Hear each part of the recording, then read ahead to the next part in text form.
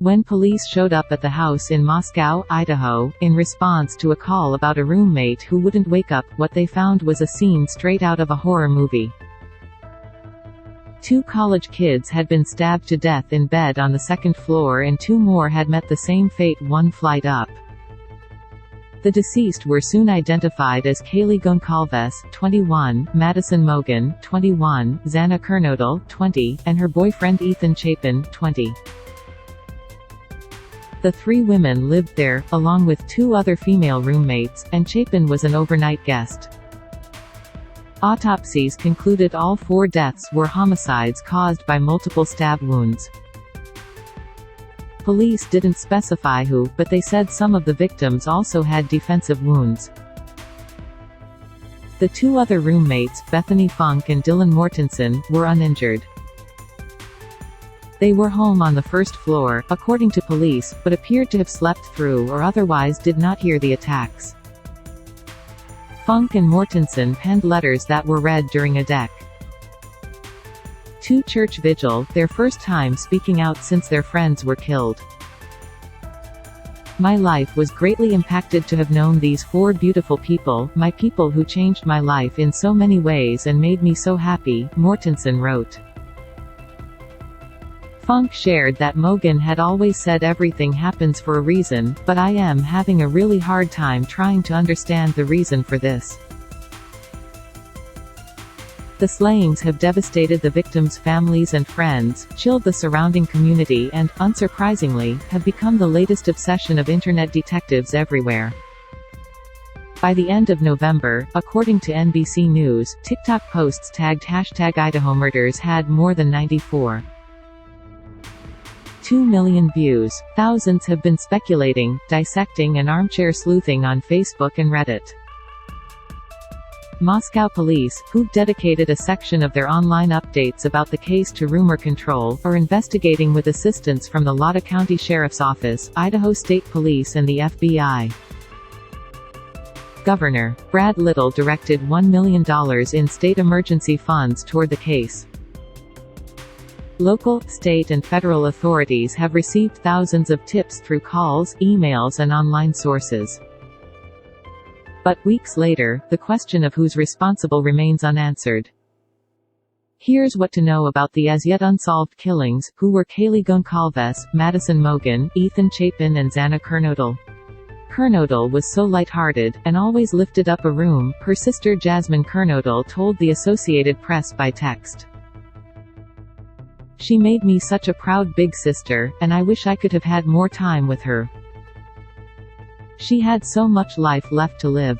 Chapin, a freshman, and Kernodle, a junior, had reportedly been dating since the spring.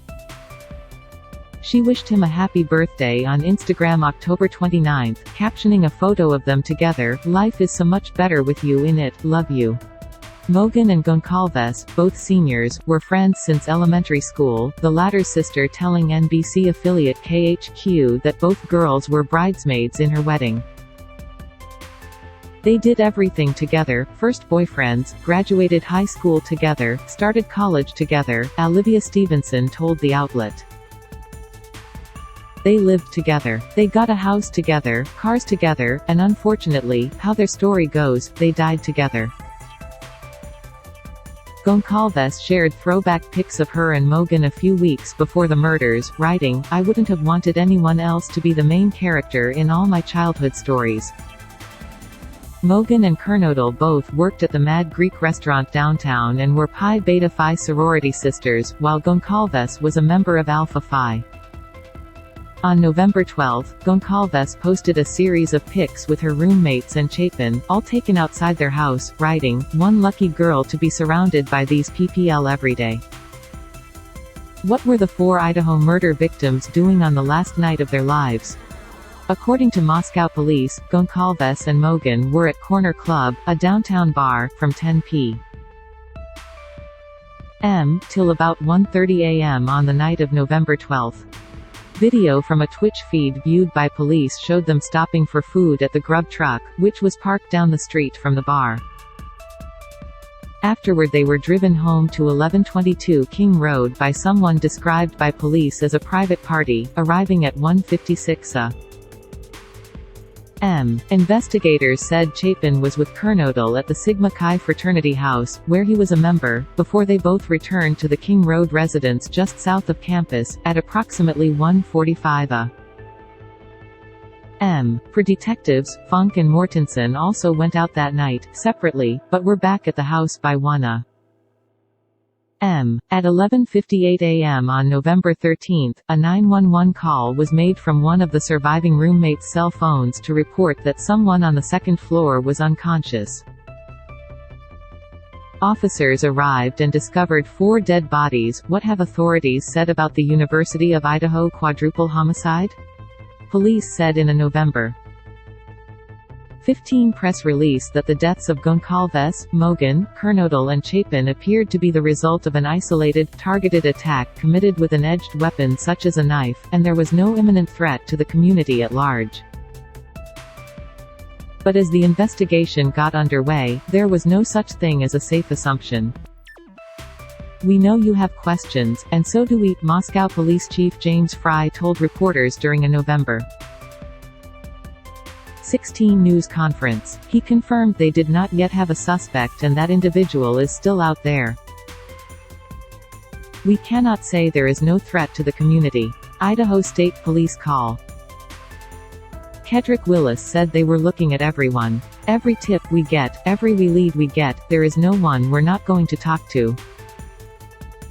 There is no one we're not going to interview." Fry noted there were 25 investigators working the case. Lotta County Coroner Kathy Mabbitt called the killings gruesome, telling KHQ, "I've never seen anything like this in the 16 years I've been in this position." Following the postmortems, police said there was no evidence of sexual assault on any of the victims, and Mabbitt said she didn't suspect substance abuse was involved. Forensic evidence collected at the scene is still being processed and police said much of it will not be released to the public while their investigation remains open. How are authorities combating misinformation about the Idaho college killings? Since day one, authorities have been under pressure to provide real-time updates, let alone solve the case. The day after the bodies were found, Moscow Mayor Art Betka told reporters that most any scenario was possible, including a burglary gone wrong or a crime of passion. That being said, he noted, patience is needed to allow an investigation to proceed in meticulous fashion.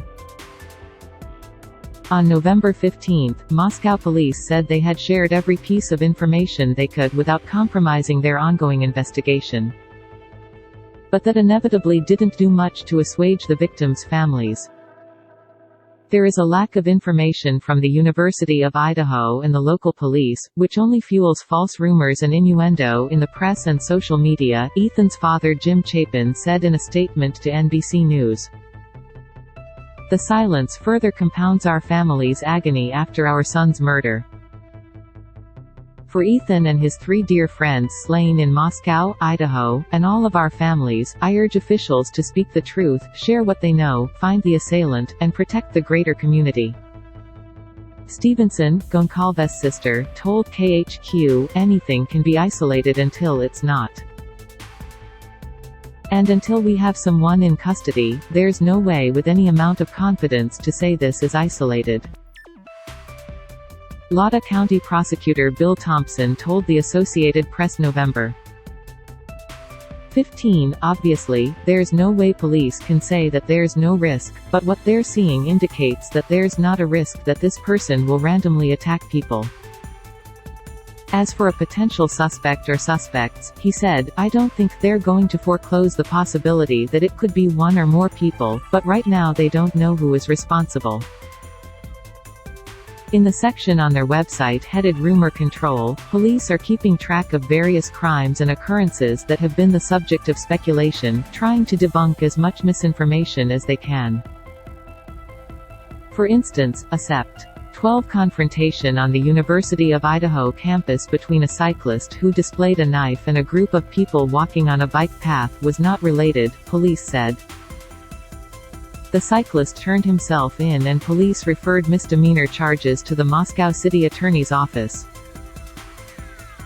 Closing parenthesis. Moreover, the list continued, a red Mustang recently processed by police was not part of the investigation. 5 vehicles parked outside the house were towed to a long-term storage location November 29. So, investigators said, they could continue processing evidence undisturbed, and a rumor circulating online that the victims were bound and gagged was incorrect.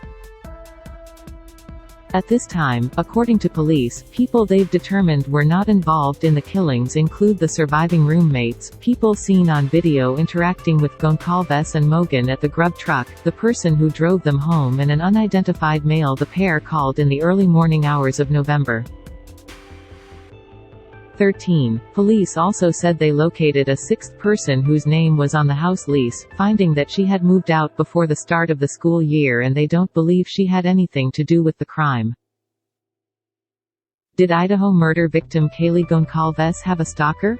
Police confirmed they've been investigating the possibility that someone was stalking Goncalves, based on comments she apparently made to friends and family. Authorities say they zeroed in on an incident at a local business in mid-October in which a man seemed to keep his eye on Goncalves and then followed her outside as she left and headed to her car but did not make contact with her. After talking to that guy and a buddy he was with, police determined it was an isolated incident and not an ongoing pattern of stalking, nor was there any connection to the murders. They were out trying to meet women, police said. Investigators are continuing to pursue any leads pertaining to the possibility that someone was harassing Goncalves. Where does the Idaho murder investigation stand now? No arrests have been made and authorities have not identified any suspects. They have also not located a murder weapon. Investigators said they do still believe this was a targeted attack, though at this time they have not concluded if the target was the residence or its occupants. In a statement released December 5, Moscow police reiterated that unfounded accusations and other rampant online chatter has not been helping their investigation. There have been statements and speculation about this case, victim injuries, cause of death, evidence collection and processing, and investigative techniques, police said. With the active criminal investigation, law enforcement has not released additional facts to the family or the public. We recognize the frustration this causes and that speculation proliferates in the absence of facts. However, the statement continued, we firmly believe speculation and unvetted information is a disservice to the victims, their families, and our community. The Moscow Police Department is committed to providing information whenever possible but not at the expense of compromising the investigation and prosecution. At the same time, they're encouraging anyone with information to come forward, because who knows what might help lead to the truth. We believe someone has information that will add context to the picture investigators are creating of what occurred that evening, police noted. Our focus is the investigation, not the activities. Your information, whether you believe it is significant or not, might be one of the puzzle pieces that help solve these murders.